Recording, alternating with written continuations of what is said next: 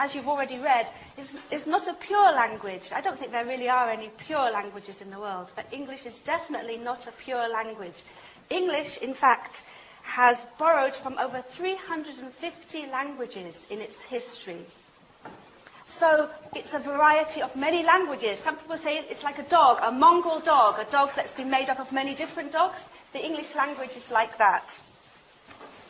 And by looking at the history of the English language, we learn about the history of the English people. The two things are closely connected. So in fact, today we're not only learning about language, but we're learning about history.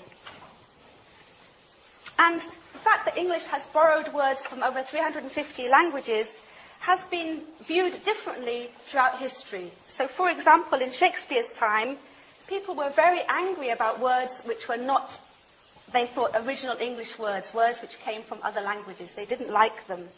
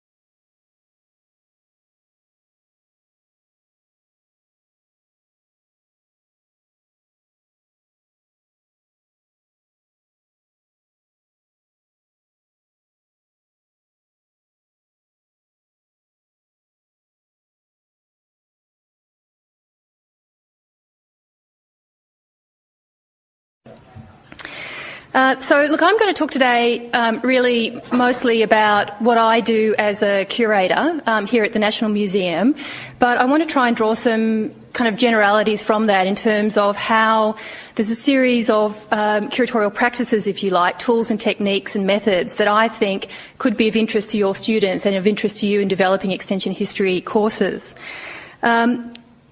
I want to talk about what I do as a curator, and then from that also talk a little bit about the kinds of history that I think museums are particularly good at creating and communicating.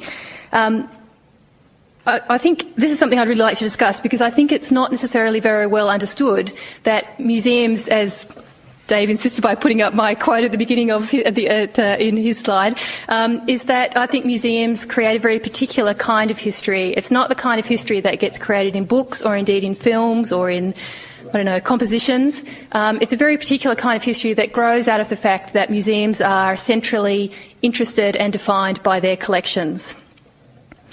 I should say that's not an uncontested view of museums, but it's certainly my view of museums. So curators try to understand material culture as evidence of other people's lives as a means to try to understand other people, what they looked like, what they did, how they made a living, what they hoped for in their lives, how they tried to construct their world, and why they made particular choices. And one way in which curators differ from other historians is therefore in focus in terms of how we interrogate the past, what elements we use to communicate the past. Most academic historians are trained very much in the discipline of words, and they concentrate on words. Still today, I think, although it's changing a little bit. If you go through university history, I think primarily you are encouraged to draw on things like archival accounts, manuscripts, now oral histories, and most of that work is actually promulgated in the form of books. There's also other kinds of historians. Obviously, filmmakers and photographers concentrate on creating images of the world and arranging them in meaningful sequences. But curators attend to objects. We look at objects as evidence of the past and try to arrange objects in meaningful ways called exhibitions.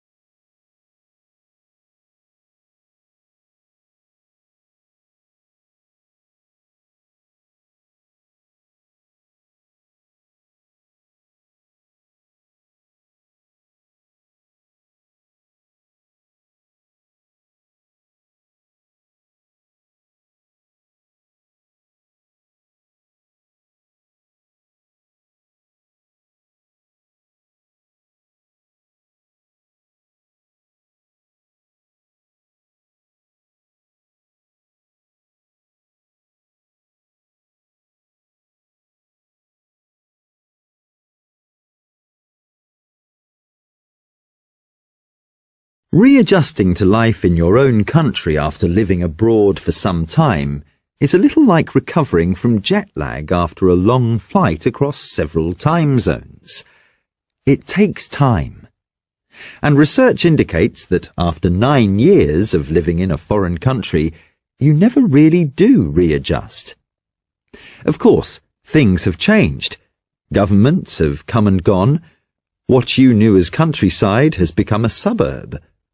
New technologies have changed the way people go about their daily lives, and so on. These changes may well have been taking place in your adopted country, but they were happening while you were there, so you could adapt as you went along. Those are not the main difficulties, however. It is in the smaller, everyday things that you might experience what is known as culture shock, although it's not really a shock, but puzzling all the same. For example, the precise way to behave at a supermarket checkout may have changed, and in ordinary conversation, the frames of reference have changed, and quite often you find that you don't really know what people are talking about, even though they are speaking your native tongue.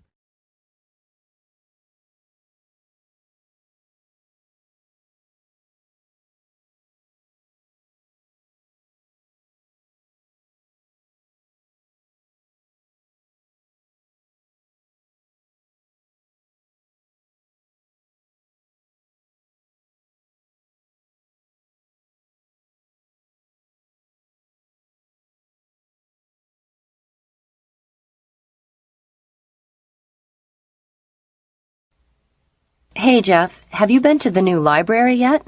Oh, hi, Jen. Yes, I went last week to check it out. I really like it. Yes, I like it too. I like the study areas. There seemed to be a lot of room to just spread out and focus on the books. It's way better than the old library where it seemed like we were all jammed into one area. Sometimes it was even hard to find a spot to study because it was so crowded, especially during exams. I even like the chairs at the new place. They're super comfy. You're right. The only bad thing about it is that it's pretty far away. It takes me about 20 minutes to get there by bus, so I can see myself not going all the way downtown if I'm in a pinch for time. I'd probably just stay in the residence and study there. I was thinking that too. It's too bad it takes so long to get there. I don't like being dependent on the buses. Have you tried riding your bike there? It might take a little longer, but at least you're getting a bit of exercise. That's a good idea, Jen. Maybe I'll try riding this week. I just have to make sure I'm good and rested. Sometimes when I'm overtired, I'm not too coordinated. Knowing me, I'd have a load of books on my backpack and get distracted by something and crash my bike. Well, you've just got to keep an eye out for those potholes.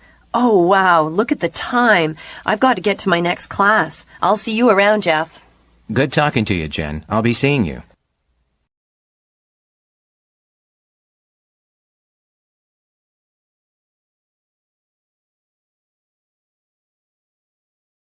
Environment problems caused by hard rock mining involve water pollution by metals themselves, chemicals used in processing, acid drainage and sediment.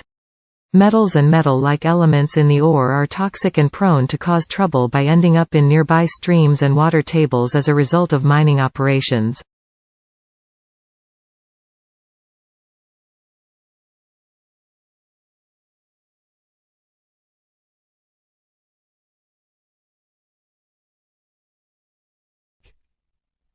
Working together, they figured out that if the government was going to propose some kinds of significant tax increases, which is a good strategy, require me to at least lie something like getting something for those big tax brackets, not seeing any results.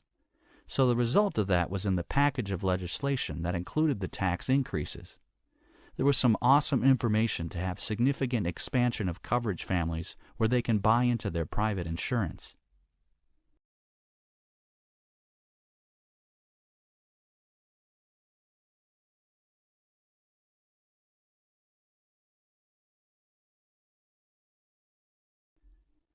Rebuilding carbon-rich agriculture soils is the only real productive, permanent solution to taking excess carbon dioxide from the atmosphere.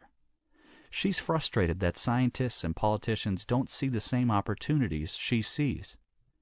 This year, Australia will emit just over 600 million tons of carbon.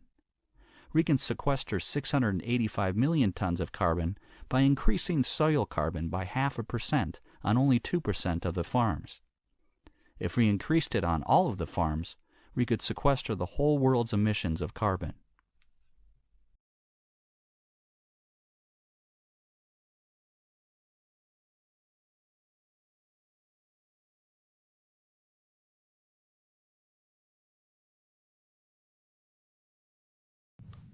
Long-term exposure to noise can lead to loss of hearing. The relative loudness of sounds is measured in decibels. Just to give you an idea of what this means, the sound of a whisper is 30 decibels, while a normal conversation is 60 decibels. The noise a vacuum cleaner makes is around 85 decibels. The danger zone, the risk of injury, begins at around 90. Continual exposure to sounds above 90 decibels can damage your hearing. Loud noises, especially when they come at you every day, all this noise can damage the delicate hair cells in your inner ear. Lots of everyday noises are bad for us in the long run. For example, a car horn sounds at around 100 decibels. A rock band at close range is 125 decibels. A jet engine at close range is one of the worst culprits at an ear-busting 140 decibels. The first thing to go is your high-frequency hearing, where you detect the consonant sounds in words. That's why a person with hearing loss can hear voices, but has trouble understanding what's being said.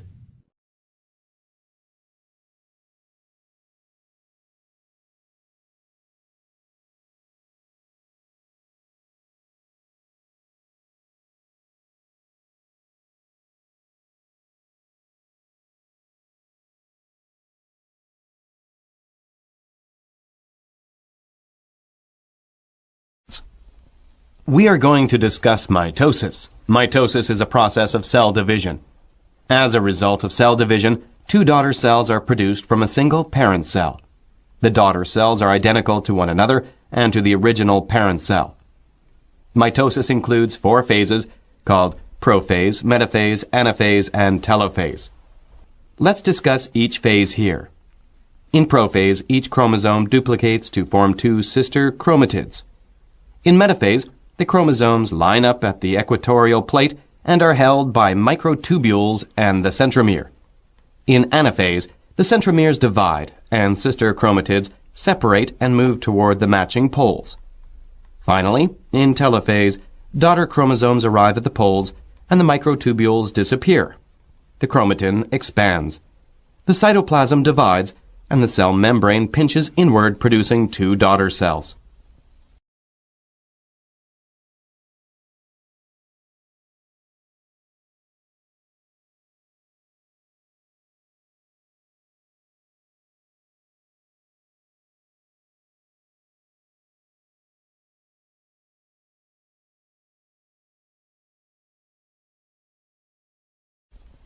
I have a problem with my political science class. Literally, I know nothing about it and regret taking it. I should have dropped the class. Calm down, Jane. Students take classes to learn. I know, but I am so clueless. I am just not so into the politics, constitution, and laws. And again, the words are so confusing to me. Jane, let me tell you something. Based on my experience, you just need to try. You know, the words may sound difficult, but they are not at all that difficult. Once you get familiar with the vocabulary, basic laws, and events, political science is a very interesting and easy subject. On top of that, you have me to help you. Do you really think so? Yes, I'm sure. Everything's up to you. If you think positively and put effort into it, everything will become easy.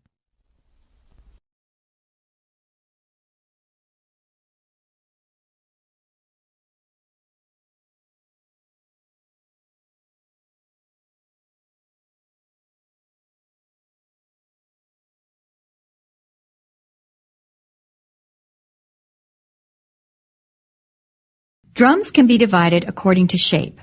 Some of the types are tubular, vessel, and frame drums. One of the most common tubular drums is the long drum. A lot of long drums are cylindrical. They have the same diameter from top to bottom, like this Polynesian drum. This drum was carved from a length of tree trunk and has a single skin head. For vessel drums, we have the kettle drum.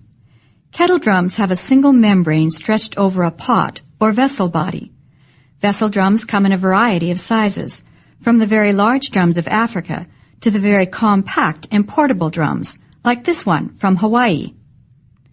The third type I want you to see is the frame drum. A frame drum consists of one or two membranes stretched over a simple frame, which is usually made of thin.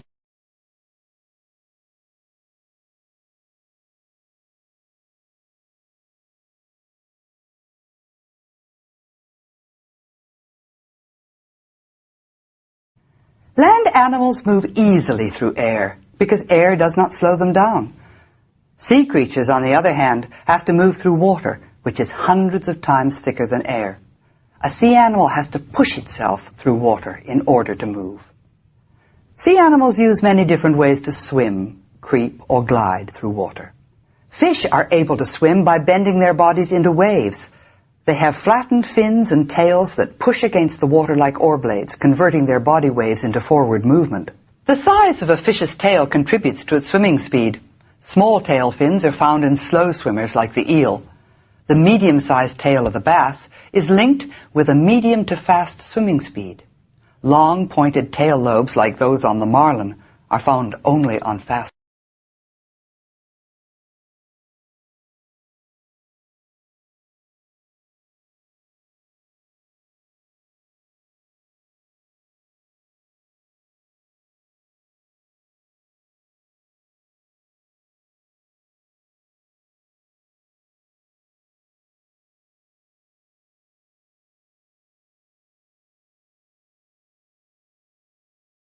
It seems we now know more about outer space than we do about the Earth's core. This is because temperatures are so high at the center of the Earth that human beings have not been able to take a close look at it. However, new methods of analysis may soon change all that. The seismic waves created by earthquakes and volcanic eruptions penetrate the Earth's layers at different speeds. It is now hoped that by studying these waves, scientists will be able to make new discoveries and solve some of the mysteries of the internal structure of the Earth.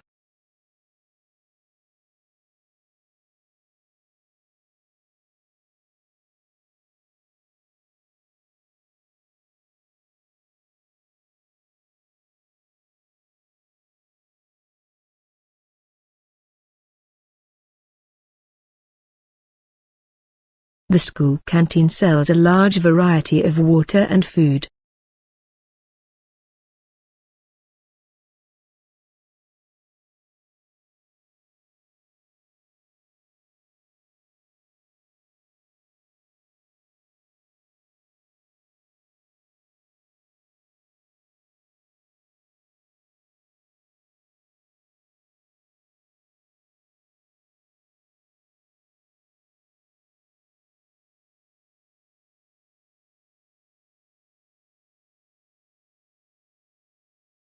We are researching on the most significant challenges we are facing today.